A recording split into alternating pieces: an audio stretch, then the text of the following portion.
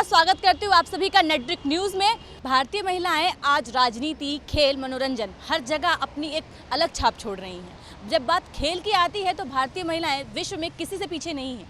और आज मैं आपको एक ऐसी शख्सियत से मिलाने जा रही हूँ जो ट्रायथलॉन में भारत का नाम रोशन करने की कोशिश कर रही हैं। मेरे साथ है इस वक्त नेहा बघेल। मैं ट्रायथलॉन खेलती हूँ और मैं पिछले 6 सालों से ट्रायथलॉन कंटिन्यूसली खेल रही हूँ और मैं I am the last 4 time champion of my state from last 4 years.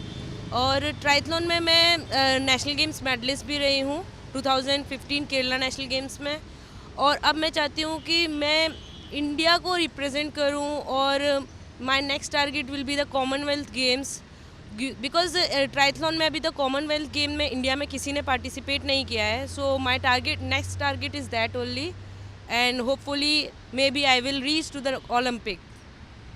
Neha, जैसे आपने बताया इंडिया में ट्रायथलॉन के स्कोप्स नहीं हैं, आपको इस गेम के बारे में पता कैसे चला? सबसे बड़ा सवाल है ये आज। जब मैं बहुत पहले से स्विमिंग कर रही हूँ, मतलब मेरी वी आर 3 सिस्टर्स, सो मेरी दोनों बड़ी दीदी भी स्विमिंग करती थी। सो हमारे कोच थे सचिन पाल सर, MP ग्वालियर के ही हैं वो। उन्होंने मुझे when I was in 9th class उन्होंने हमें ट्रायथलॉन इंट्रोड्यूस किया था और हम सब लोगों ने किया था। और उस टाइम पे पता ही नहीं था ट्रायथलॉन क्या होता है।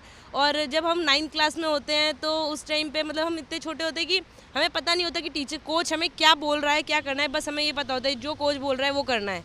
तो हम उस टाइम पर 14 ईयर की एज में हम लोग उस टाइम पे कंटिन्यूसली 51 किलोमीटर का वर्कआउट कर लेते थे और हमें पता भी नहीं चलता था। और उस टाइम पे हमें फर्स्ट टाइम मुझे ट्रायथलॉन के बारे में पता चला। Then it will be like interesting, day by day जब उसकी प्रैक्टिस बढ़ती गई तो वो इंटरेस्टिंग लगता गया और जब अचीवमेंट मिलते हैं तो चीज़ इंटरेस्टिंग हो ही जाती है। नेहा, जैसे आपने बताया कि आपको आपके कोच ने बताया, आपको क्या लगता है इंडिया में इस जो गेम है ट्रायथलॉन उसका क्या फ्यूचर लगता है? और ये एग्जैक्टली ये गेम है क्या? पहले तो मैं दर्शकों को आप ये बताइए। अच्छा, एक्चुअली ट्रायथलॉन का स्कोप पहले तो नहीं था, मतलब it was come in 2000 in India.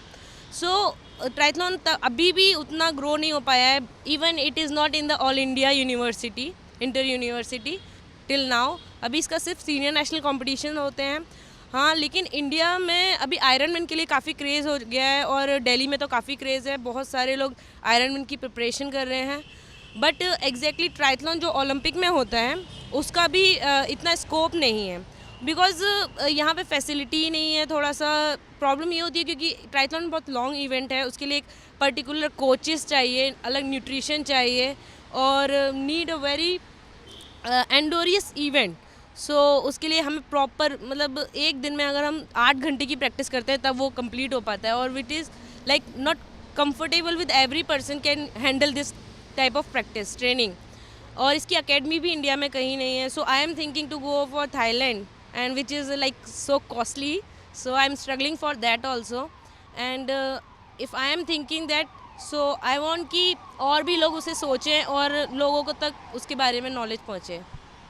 Neha, जैसे आपने बताया कि आप आउट ऑफ इंडिया जाने की बात सोच रही हैं, फ्यूचर प्लानिंग कर रही हैं, आप PhD कर रही हैं in physical education from Delhi university. Actually मैं ट्रायथलॉन में ही अपना PhD का मेरा टॉपिक है। सो मैं वही चाहती हूँ कि मैं फ़िज़िकल एजुकेशन में हूँ और फिज़िकल एजुकेशन में अभी हमारा काफ़ी ग्रोथ हो चुका है और मतलब थोड़ा सा गवर्नमेंट की तरफ से भी उस टाइम में पुश आ चुका है कि हाँ, हमें फ़िज़िकल एजुकेशन को कंपलसरी सब्जेक्ट करना चाहिए। सो मैं भी उसी एरिया में अपने गेम को लेके और आगे करने की रिसर्चेस वगैरह करना चाहती हूँ, जिससे कि इंडिया में और भी काफ़ी टेक्निक्स बढ़े और परफॉर्मेंस ट्रेनिंग सिर्फ डाइट टेक्निक इन सब से ही इम्प्रूव हो सकती है। तो I will be like making training programs for the athletes और उनका जो आइडेंटिफिकेशन होता है, दैट टैलेंट आइडेंटिफिकेशन, कि वो कैसे हम पर्टिकुलर स्टूडेंट को ये चेक कर सके कि वो इस गेम के लिए है या नहीं। तो उसके लिए I am working in that field.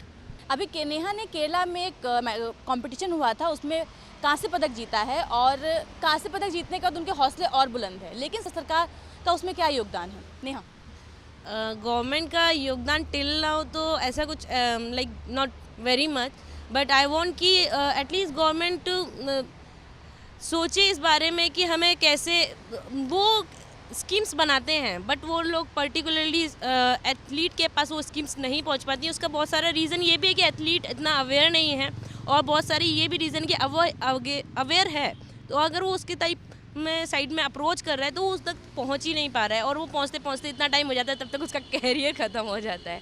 So I think कि गवर्नमेंट को एक्टिवली और वर्क करने की ज़रूरत है। नेहा से बात करने के बाद चलते हैं उनके कोच त्रिभुवन के पास, जो बताएंगे कि आखिरकार नेहा की तैयारियां क्या हैं 2018 गोवा गेम्स के लिए। त्रिभुवन, मैम, नेहा बहुत अच्छी तैयारी कर रही है 2018 नेशनल गेम्स के लिए। 2015 नेशनल गेम्स केरला में उसका ब्रॉन्ज मेडल था टीम इवेंट में, और अभी मैं उम्मीद करता हूं कि इस बार वो गोल्ड मेडल जीते। और अभी उन्होंने एनटीडीसी में इतना अच्छा परफॉर्म किया, एनटीडीसी में परफॉर्मेंस के बाद उनकी क्या आगे की प्लानिंग है, इन द सेंस कि आगे एनटीटीसी न्यू दिल्ली ट्रायथलॉन चैम्पियनशिप में नेहा ने गोल्ड मेडल जीता है, और ये एक नेहा का ट्रायल बेस कंपटीशन था। एक परफॉर्मेंस प्रिडिक्शन के लिए हमने इस कंपटीशन में नेहा को पार्टिसिपेट कराया। इस कंपटीशन में नेहा ने बहुत अच्छी परफॉर्मेंस दी, स्विमिंग बहुत अच्छे टाइम में किया, देन ट्रैफिक ऑन होने के बाद उसने साइकिलिंग अपना एकदम सही टाइम पे फिनिश किया, और रनिंग में आफ्टर इंजरी, अभी नेहा को थोड़े दिन पहले एक छोटी सी इंजरी हो गई थी, एंकल ट्विस्ट, उसके बाद भी उसने 54 मिनट्स में अपना 10 किलोमीटर रनिंग कंप्लीट किया। तो ये सब देखते हुए मैं कह सकता हूँ कि नेहा बहुत अच्छा परफॉर्म करने वाली है। नेहा को कुछ दिनों पहले एक इंजरी हुई थी, उन्होंने खुद को रिकवर किया और उसके बाद एनटीडीसी का खिताब अपने नाम किया, और अब वो गोवा में होने वाले 2018 नेशनल गेम्स की तैयारी कर रही हैं।